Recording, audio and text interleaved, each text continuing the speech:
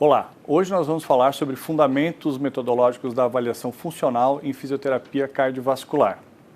Pacientes com doenças cardiovasculares apresentam limitações aos exercícios por diferentes motivos. É lógico, como a lesão principal desses pacientes é no sistema cardiovascular, é no sistema cardiovascular que vai estar a principal fonte de limitação ao exercício nessas doenças.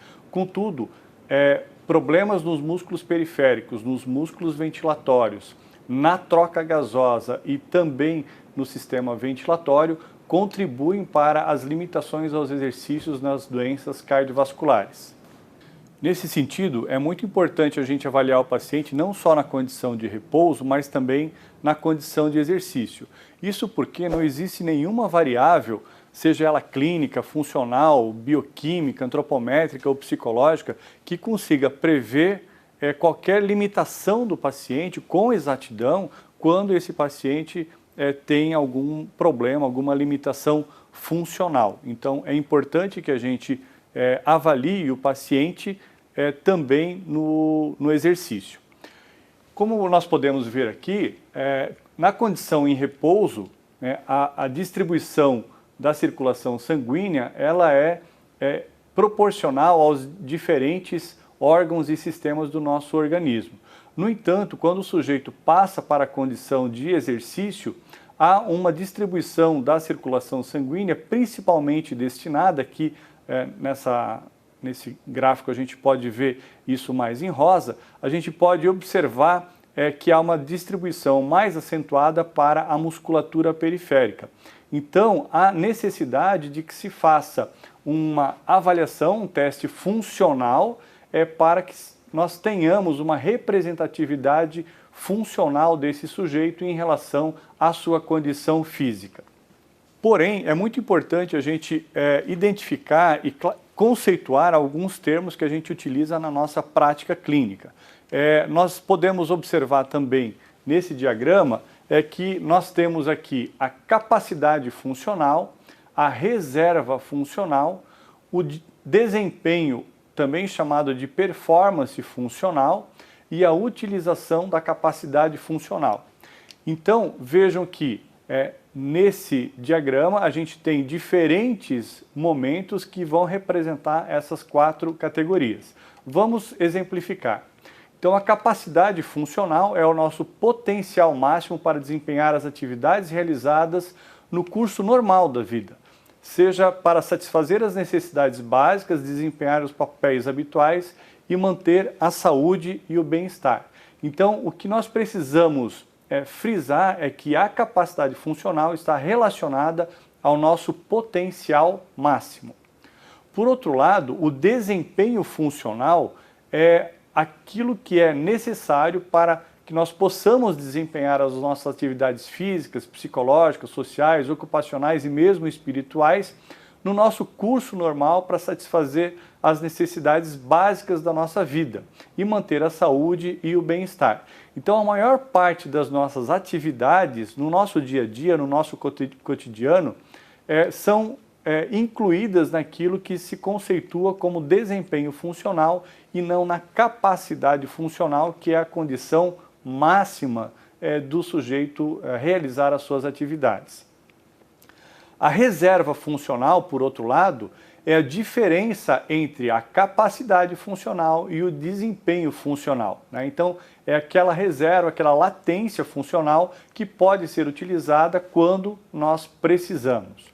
E, por fim, nós temos a utilização da capacidade funcional, que então é aquilo que nós podemos explorar no nosso dia a dia para que a gente possa alcançar a capacidade funcional ou, como eu já falei anteriormente, no nosso cotidiano a gente utiliza mais o desempenho funcional. Exemplificando ainda, nós temos um outro diagrama em que nós observamos a reserva funcional, né, para as atividades básicas cotidianas dos sujeitos. Então aqui, comparando sujeitos atletas com alto nível de condicionamento físico, sujeitos sedentários, mas a princípio sem doenças definidas, e sujeitos com doenças cardiovasculares. né? Os atletas, eles têm uma grande reserva funcional, porque no seu cotidiano, o seu desempenho funcional, ele é muito abaixo da sua real capacidade funcional.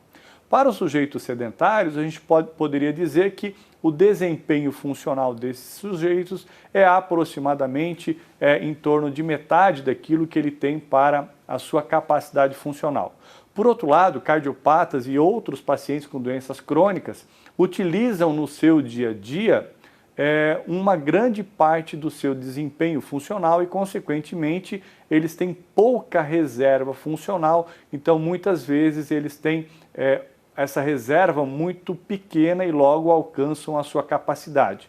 É lógico que quando a gente fala de cardiopatas, a gente está falando de uma gama muito grande de pacientes em que a gente vai observar pacientes que têm grande reserva funcional e pacientes que têm uma reserva funcional muito baixa. Então isso é muito importante a gente frisar, porque quando se fala de cardiopata, nós temos aí sujeitos que têm diferentes condições clínicas e que, na verdade, a gente pode muitas vezes ter alguns dos cardiopatas classificados, né, nessa questão do desempenho, da capacidade funcional e da reserva funcional como sendo sujeitos sedentários. E como que a gente avalia a capacidade funcional e o desempenho funcional? Então isso é muito importante para que a gente possa saber e evidenciar isso ao longo desse nosso módulo, né? A capacidade funcional, ela está mais relacionada com testes máximos, que em geral são realizados em laboratório. Então, os testes máximos geralmente são atividades laboratoriais, tá? Por quê? Porque precisam de um controle maior do sujeito, das suas variáveis, né? Há um risco maior, embora o risco seja baixo, mas há um risco maior, então há necessidade de um controle maior de toda a situação. Por outro lado, o desempenho funcional, ele é avaliado, na sua maioria, por testes submáximos, ou também conhecidos como testes clínicos ou testes de campo, que nós vamos ver alguns exemplos desses testes durante esse módulo. Os testes máximos, por exemplo, a gente tem, entre eles, o teste cardiopulmonar de exercício, também conhecido como ergoespirometria, o teste ergométrico, o shuttle walk test incremental.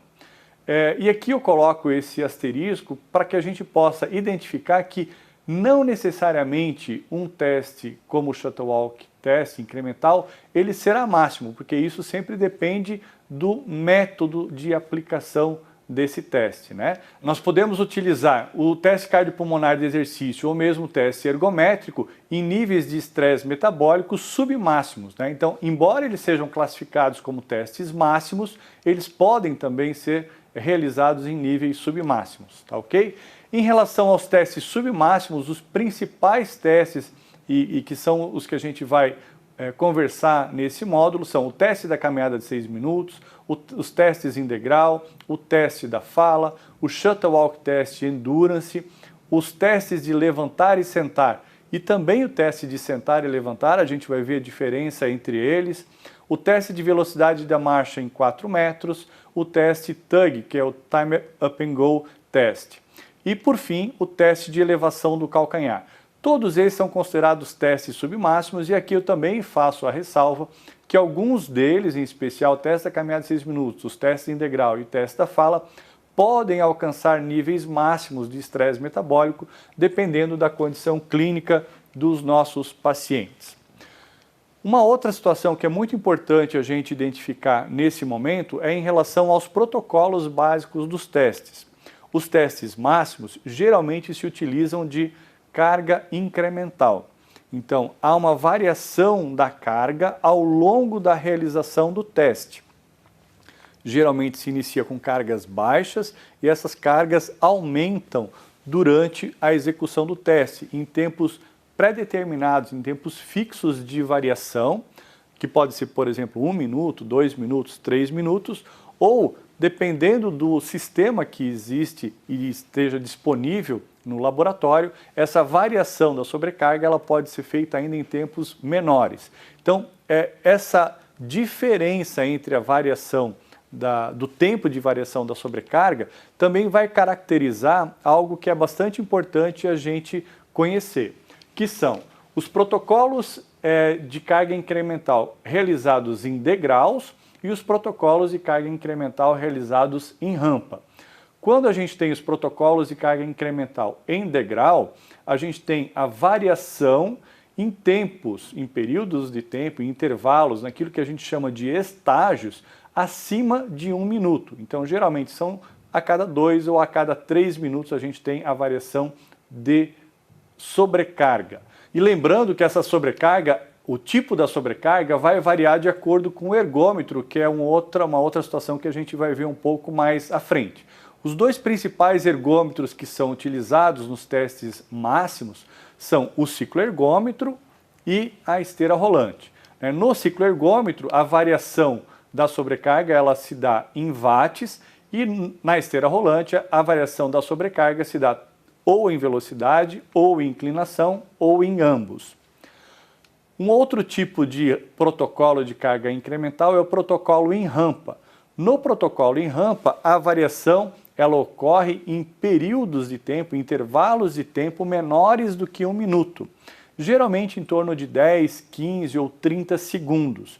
E com isso, é como se nós tivéssemos degraus muito pequenos que são sucessivamente variados e com isso a gente tem então uma rampa sendo formada. Tá? Essa rampa então ela serve tanto para testes em cicloergômetro como testes em esteira rolante. Então a gente vai ter a variação da intensidade em intervalos de tempo muito pequenos. Os testes submáximos, eles também apresentam diferentes modelos de protocolos. Os mais utilizados nos testes submáximos são os protocolos em degrau, então é uma carga incremental também. A gente pode ter protocolos submáximos com carga incremental e nós temos os protocolos com carga constante. Na carga constante, a gente pode ter um tempo fixo ou um tempo que é variável, né, que a gente chama de tempo limite. O sujeito vai realizar o teste até a sua exaustão e não num período de tempo pré-determinado. Outra questão que é bastante importante nós identificarmos é em relação à cadência dos testes. Os testes eles podem ser autocadenciados ou realizados a partir de uma cadência externa. Tá? Então, essa é uma diferença básica também que a gente vai observar nos protocolos. Então, para fixar, vamos observar aqui, os testes submáximos, eles podem ter tanto protocolos em carga incremental ou constante. Na carga incremental, geralmente se utiliza protocolos em degrau. Na carga constante, nós temos um tempo fixo ou um tempo limite, que na verdade o sujeito vai executar aquela tarefa até a exaustão ou até que se alcance algum critério de interrupção. E em relação à cadência, os dois modelos que são aplicados são o modelo autocadenciado ou a partir de uma cadência externa. Quais são os critérios, então, para a gente selecionar alguns protocolos de teste? A gente deve definir muito bem o que nós queremos avaliar, qual é o objetivo da avaliação. Qual a fonte energética a ser testada, se nós vamos testar a fonte energética aeróbia ou anaeróbia, em qual demanda metabólica esse teste vai ser realizado, se ele é um teste máximo ou submáximo, qual a duração do teste. Então nós precisamos identificar qual é a condição clínica do paciente, se ele suporta um teste de 6 minutos ou ele precisa realizar um teste mais curto, por exemplo. Qual é o tipo de carga, de sobrecarga que a gente vai impor ao paciente, se é uma sobrecarga incremental ou constante. Também nós devemos entender se a gente quer, no protocolo incremental, se os estágios eles vão permitir que se alcance o steady state, o estado de equilíbrio, que é o momento em que há um equilíbrio, há um nivelamento das respostas fisiológicas àquela sobrecarga. E por outro lado, embora seja muito pouco utilizado na prática clínica, mas há a possibilidade de se fazer protocolos contínuos, ou melhor, protocolos descontínuos, né, em que há pausa entre cada um dos estágios. O mais comum é que se faça protocolos incrementais contínuos.